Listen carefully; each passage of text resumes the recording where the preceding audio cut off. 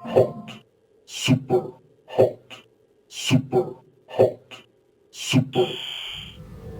What's going on, guys? Overman back again, and today we're going to talk about an indie game called Superhot, although I probably didn't need to tell you that. So what is Superhot? Well, it's a shooter where time only moves when you move, or at least that's what the Steam page says, because in reality, time still moves when you're not moving, it just moves very slowly. Nonetheless, this is without a doubt the most innovative shooter I've played in years. And honestly, I feel a little silly calling this an FPS because it doesn't even feel like one. This game feels more like a first-person strategy shooter or a first-person puzzle shooter, because unlike other shooters, you don't just want to run around killing baddies as fast as possible because you will get wrecked. You get one-shotted by everything, so you really have to plan out your movements because every time you move, your enemies move in on you. Now, if you plan out your attacks properly, you'll be rewarded with some pretty badass moments. And when that happens, you feel like you're Neo in the Matrix, pulling off badass moves to kill 4 or 5 dudes in rapid succession. And you've got different weapons to help you pull that off. You'll start off each level with just your bare hands, and those are a 3-shot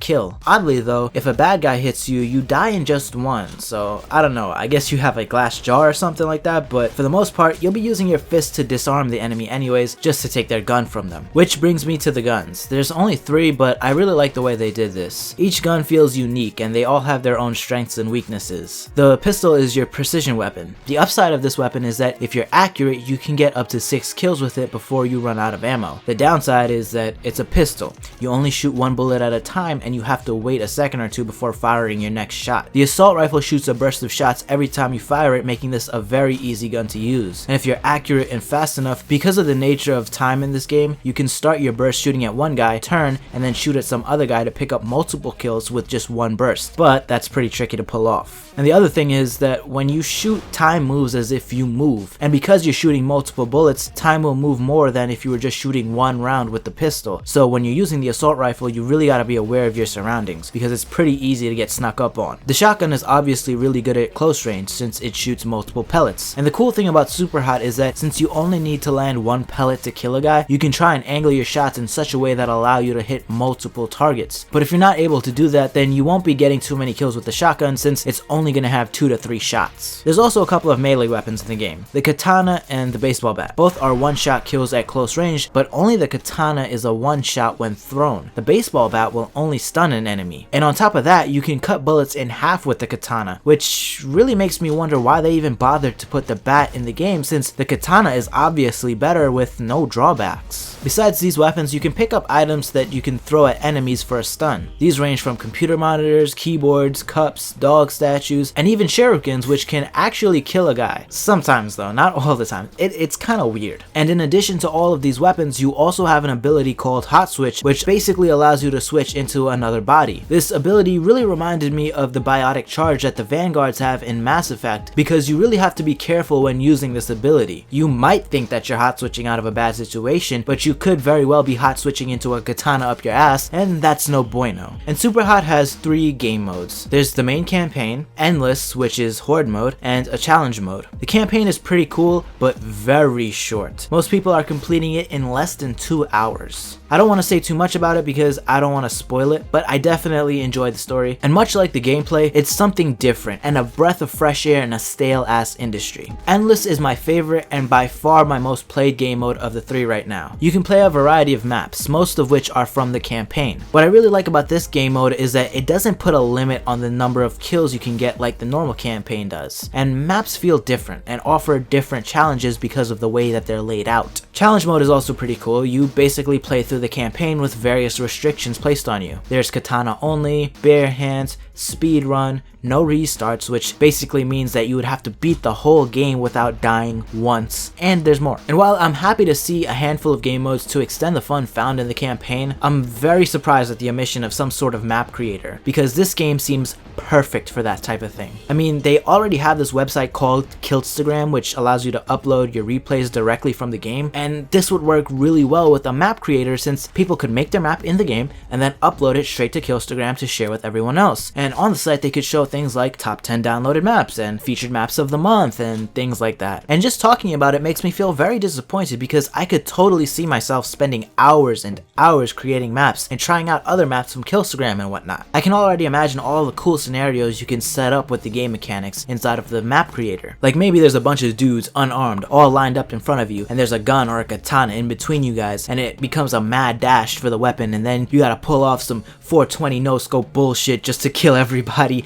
in some crazy fashion. And I don't know why they wouldn't put a map creator in here, man. I mean, it's not like this game came from a AAA publisher and they're trying to sell you a season pass and shit, which is just a way for them to get you to pre-order their DLC, and then they'll sell you DLC for your DLC and then some microtransactions and shit. This is an indie game, so I doubt they're gonna do all of that because I doubt they would get away with it. I don't know, maybe they'll add it in a future update? I don't know, but I sure hope so. But what I do know is that there's a bigger problem than the lack of a map creator, which is the price. This game costs $25, and as much as I like Superhot, I don't think that a sub 2 hour campaign and 2 extra game modes are worth $25. I like this game, I really do. It's fun, it's innovative, it's challenging and rewarding, but it shouldn't cost $25. But you know what? Price is the best problem you could have with a game like this because all you have to do is wait for the price to come down. If you're on PC, just wait for a Steam sale or something. And if you're on Xbox, I'd also wait for a sale, if they even do those on the Xbox store, or maybe just wait for this to be offered as a free game of the month or something like that. And if you're on PlayStation 4, well, you're shit out of luck because it's not on there right now. Now, I know that people are gonna ask, well,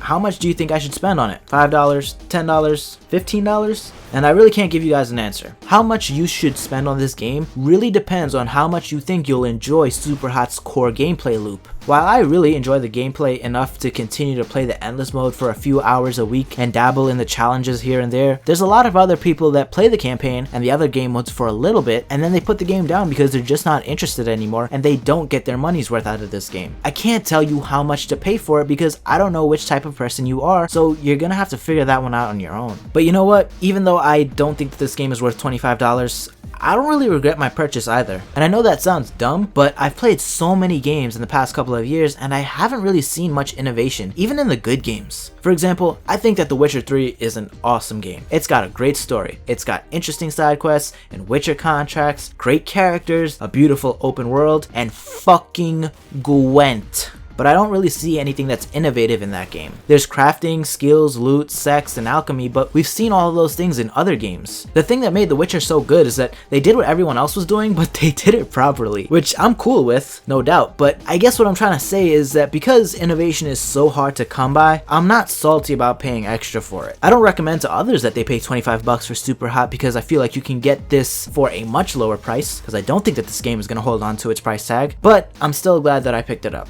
And how funny is it that the most innovative FPS that I've played in years is an indie game? All those AAA developers and publishers with all their money and resources haven't made a game with some cool new mechanic by now, but little old indie devs did. And it's funny because people are saying that The Division is so innovative, and I just don't see it. What's so innovative about taking cover and pew-pewing at a bullet sponge bad guy and using an ability every 30 to 60 seconds? The Division is only innovative if you haven't played other RPGs or third-person shooters. And don't give me that shit about the Dark Zone being innovative because it's nothing new. RuneScape did that a long time ago, and RuneScape is probably older than some of you people saying that The Division is innovative. But you know what? That's a rant for another day. So I'm gonna cut it right here. If you enjoyed the video, don't forget to smash that like button, and if you're not feeling too shy, drop a comment down below. Let me know what's the most innovative game that you've played recently. And if you want to see more videos like this in the future, be sure to hit that subscribe button and follow me on Twitter. Link will be in the description box below. That's it for me though, guys. Overman out!